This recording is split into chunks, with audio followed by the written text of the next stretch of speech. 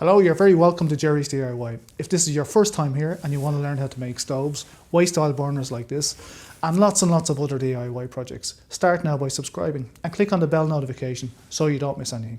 Okay, here we go. Now, you've seen this particular burner in a good few of my videos before. Had to rebuild it last night, and it's cold here. It's not possible for me to be out in the shed for very long. Definitely not in a t-shirt. And at night time, obviously it gets colder. So I'm going to light this and then I'm going to get started on another project. But here we go. Here's the lighting procedure. So as luck would have it, my two turbo torches are gone. Well, they're here, but they're not working. So I'm going to light this the harder way. That said, it's very easy. I'm just going to use a bit of fire lighter and some kerosene and we'll get this thing on the go. Okay, here we go. Now, I know lots of you have seen this particular stove before. I've even cooked on it. It's great. It's got massive surface area and it throws out a ton of heat. But it needs a burner. So this is the burner. Couldn't be simpler. And the build you can see in the previous videos. So look, I have a little V cut out there so that it goes under the drip feed system.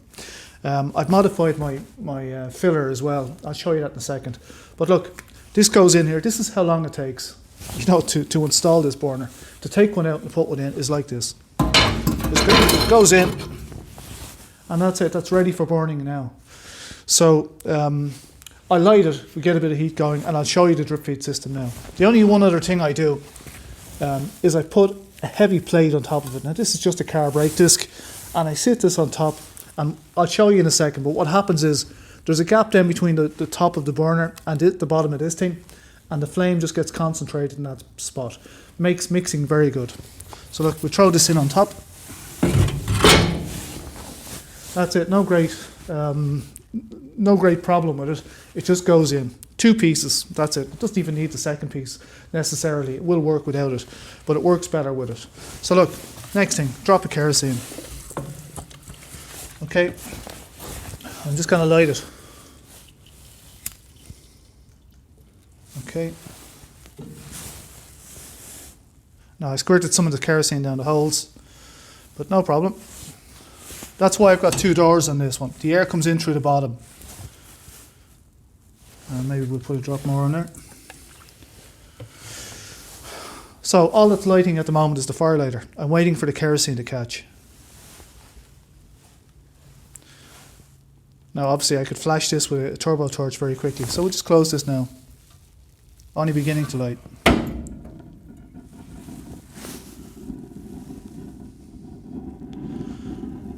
You can hear it beginning to go now as the kerosene. There we go, you can hear it. Okay, another successful waste-style burner. We're up over 1100 degrees Fahrenheit, 600 degrees centigrade, something like that. Okay, so that is actually red hot. It's it's showing up on camera as well a bit, I think. You can see the back of it, but there's more of it red than is showing on the camera.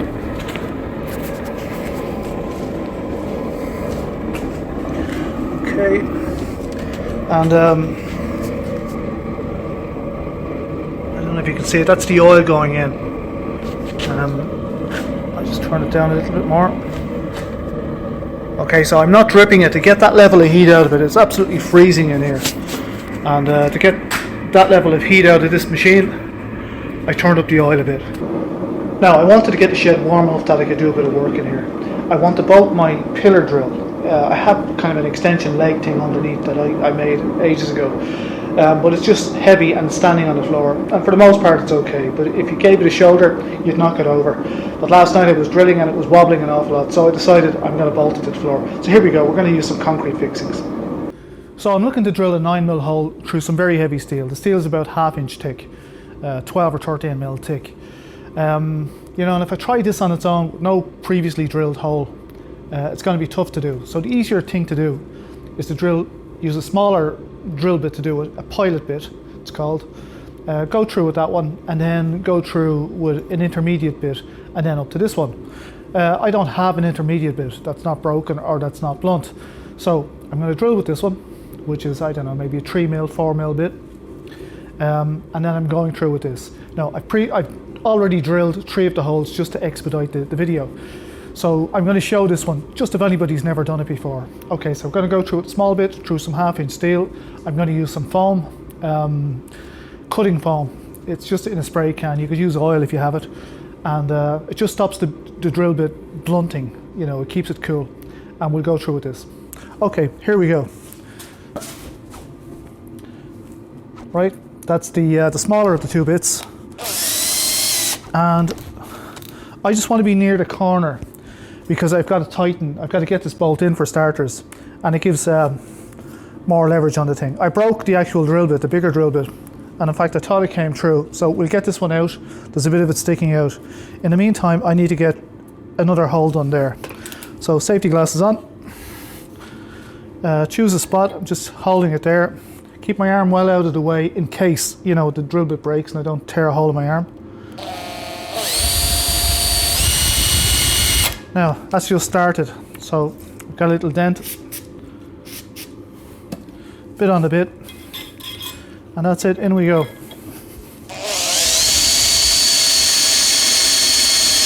Definitely want to keep your arm out of the way, because if it does snap, and it's easy to snap them, you know, you want it going that way, away from you.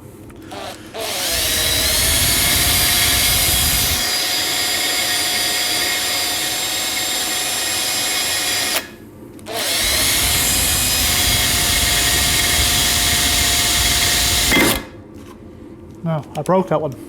Pushing too hard. Okay, so I don't have many bits. There's the drill bit broken. But there's enough on the pointy end that I'm going to put that pointy end in the... yeah, just making sure it didn't break twice. I'm going to put the pointy end, what's left of it, which is a tiny amount, in the drill bit. It's still deeper, or still bigger than the steel I'm drilling. Okay, that's it.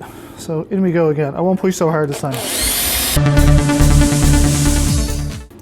Now,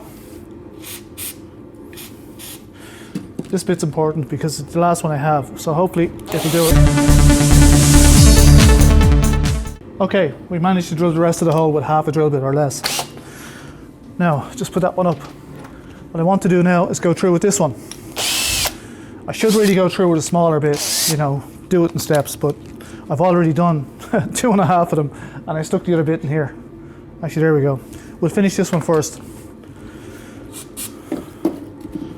Okay. I broke that one as well.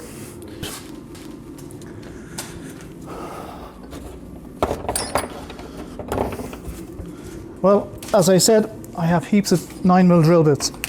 So here we go. There's enough of that one left to sharpen. So there's obviously something in there catching it. What I'll do is, actually this one's a 10mm. Right, let's see if we can find an 8 or a 7 or a 9.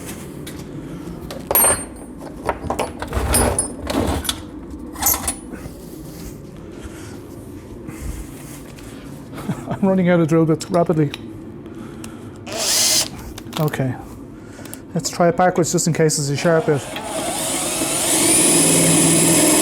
So I'm in reverse just to take the edge off anything that's catching. Now we go forward.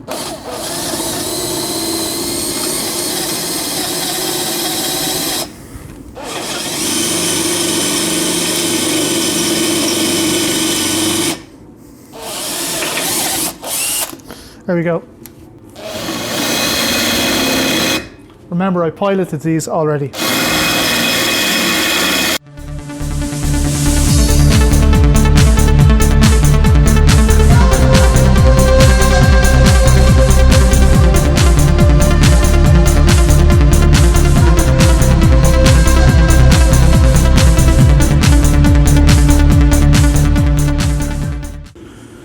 Okay, so there you go. 4 holes drilled in 1/2-inch steel.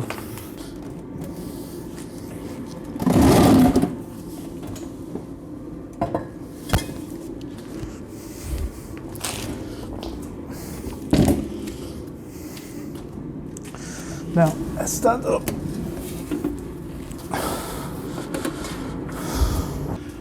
Okay, so I'm going to mark the holes by using the drill bit. Instead of a pencil, you know, I'll just drill down through the holes a little bit, just to mark the concrete. And then we'll move it out of the way and properly drill the holes. Here we go.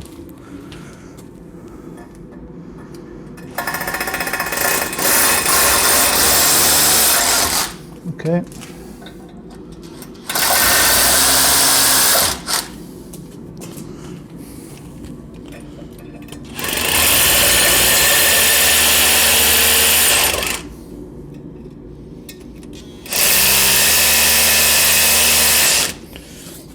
Okay, so that's the holes marked. Move this out of the way so we can properly drill them.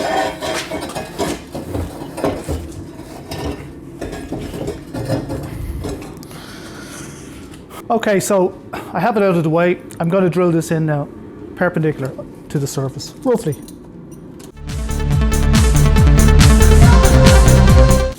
Just moving the dust away from it so it doesn't all fall back in the hole.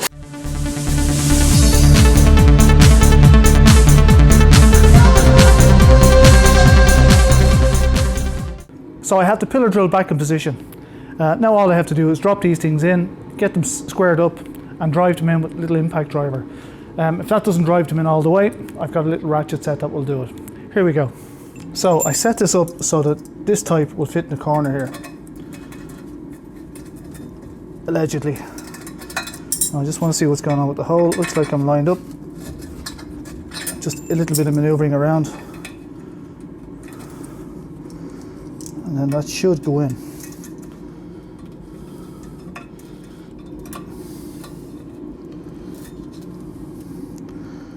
And there's a bit of a dent on this one. I'll try the other one.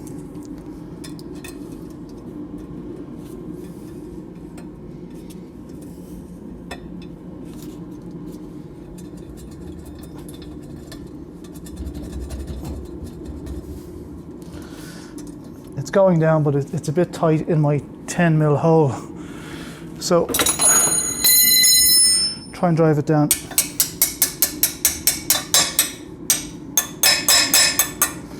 Okay, so that's in. Now this one was a little bit damaged. I might have to straighten that out. So we'll try that in the far one. Okay, lump hammer.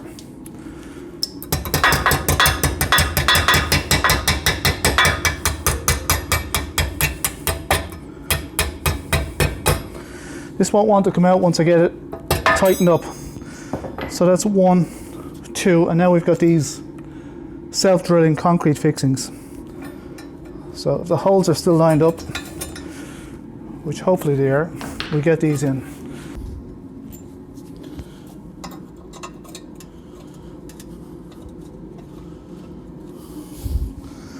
Let's see if we get this started. Okay, I'll just drive this in if I can.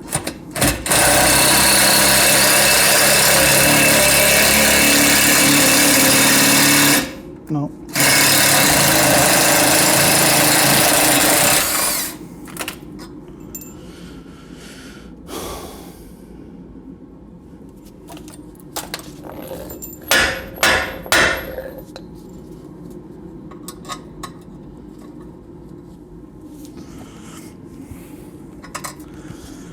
Okay, so I have a bit of a problem.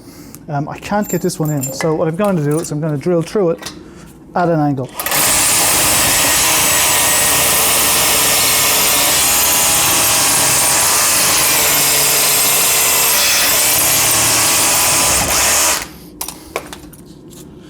Okay, now I could take this up and set it all up again, but I'm happy to go in at that angle here, no problem.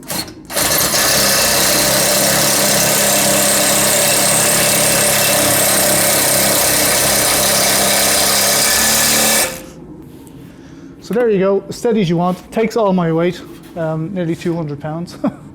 So look, if you like the video, please thumbs up, subscribe down here. I'll see you in the next video. Thanks for dropping by. Good luck. Bye.